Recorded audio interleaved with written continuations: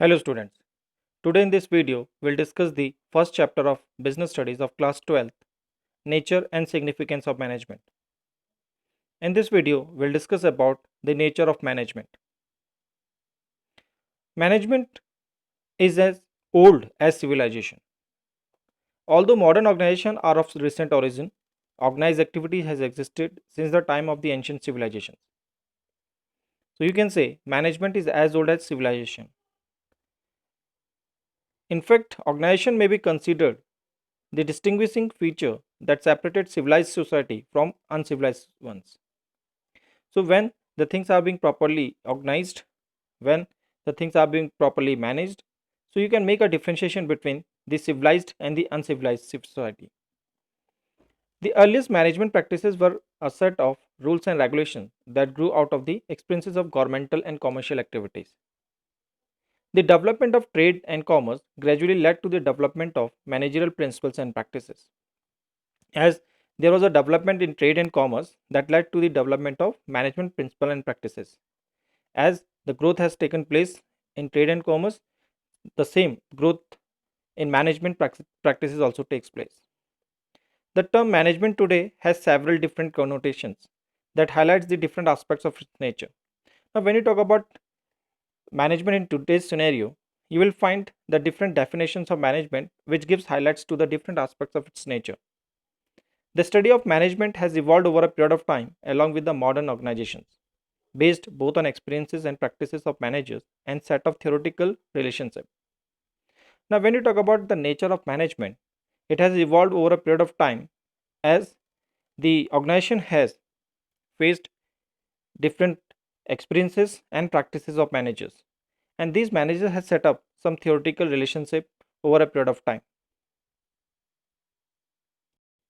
Over a period of time, it has grown into dynamic subject with its own special characteristics. However, one question that needs to be addressed pertaining to the nature of management is whether it is a science or an art or both. Now, some of the authors are of the opinion that management is an art. Some of the authors are of the opinion that management is science, and some of the authors are of the opinion that management is both science as well as an art. Now, in our further discussion, we'll examine both the features of science as well as the features of art, or you could say we'll discuss one by one why we call management to be an art and why we call management to be a science. Now, first we'll examine the aspect of management as an art. Now, management as an art. What is art? Now, when we talk about any subject, why we call it to be an art? Art is the skillful and personal application of existing knowledge to achieve desired results. Now, when we talk about art, art is what? The skillful and personal application of existing knowledge. So, whatever theoretical knowledge you are having, if you are applying the same personally to achieve a desired result, that known to be an art. Like a painter who has the theoretical knowledge paints on the canvas. A sculpture artist put his theoretical knowledge on a stone or on a wood and makes a sculpture out of it. So it's what? Art is the skillful and personal application of existing knowledge to achieve a desired result. It can be acquired through study. This skill you can have through study, you can have it through observation, and even you can have it through experience. So the art can be acquired through study. You can study it in the colleges or in the institutions. You can learn art through observation, and even you can learn art through experience. Since art is concerned with personal application of knowledge of some kind of ingenuity and creativity is required to practice the basic principles learned. Now, when you talk about art, whatever skill that you have learned, you have to use it personally, or you could say personal application of the same has to be done by you. And if you talk about creativity, the more you will practice the basic principle that you have learned in art, the more creativity will be there of yours. So there are some basic features of an art which we are going to discuss now. First, existence of theoretical knowledge. Yes, when we talk about any subject to be an art, this must persist of existence of theoretical knowledge. Art presupposes the existence of certain theoretical knowledge. Being any subject to be an art, you must persist of some theoretical knowledge. Experts in their respective areas have derived certain basic principles which are applicable to a particular form of art. So, different experts, according to their experience, according to their, could say, observation or their experiences, they have evolved some theoretical knowledge of the subject and which are applicable to a particular form of art. For example, literature on dancing, public speaking, acting, or music is widely recognized. So, we will find what? You will find different literature related to dance, related to public speaking, related to acting, related to music. So, you can say that to be a subject called to be an art, you must have the existence of theoretical knowledge. So, if you have the theoretical knowledge of the subject, then you can call that subject to be an art. Second is personalized application. Yes, when you talk about any subject to be an art, you must have the personalized application of the same. The use of this basic knowledge varies from individual to individual. Art, therefore, is very personalized concept. For example, two dancers, two speakers, two actors, or two writers will always differ in their demonstrating their art. Now, when you talk about any subject to be an art, there will be personalized application. Like for example, if a same kind of knowledge has been imparted to two dancers, means they have learned from the same choreographer or they have learned from the same group, but when it comes to the presentation of the same, you will find there will be slight difference between the presentation of both the individuals or between the, or you could say in between the different artists. So what does it mean? It means whenever you learned any art, when it comes to the presentation of the same, it depends on individual how he or she presents the same. That's why we call art to be a personalized application. Like you can find it in the example of, like for example, if two players has been given coaching by the same person, but when it comes for playing, you will find one plays better than the other. So it means what? So whatever you have learned, how you apply the same knowledge personally, it depends on you, which make it to be a personalized application. Third, based on practice and creativity. All art is practical. Art involves the creative practice of existing theoretical knowledge. Yes, when you talk about any subject to be an art, it totally based on practice and creativity. All art is practical. Art involves the creative practice of existing theoretical knowledge.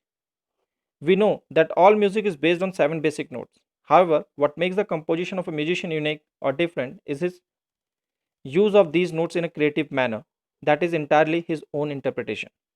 Yes, when you talk about subject as an art, it totally based on practice and creativity, as it has been said in the example also, like we have only 7 notes of music.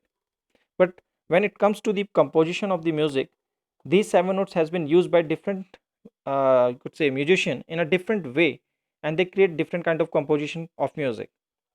So how you get different composition of music is totally based on practice and creativity of that particular individual. So you will have the same theoretical knowledge, but when it comes on creativity, it comes on, when it comes on practice, it totally depends on individual how creative he is. Clear? And the more you will practice, the more creativity you will involve in art, it is going to reflect much better, or you're going to get success out of that. Now these are the features that one subject must possess to be called an art. Now we are going to discuss why management can be called as an art. Management can be said to be an art since it satisfies the following criteria. Yes, management can be said to be an art because it satisfies the following criteria. 1.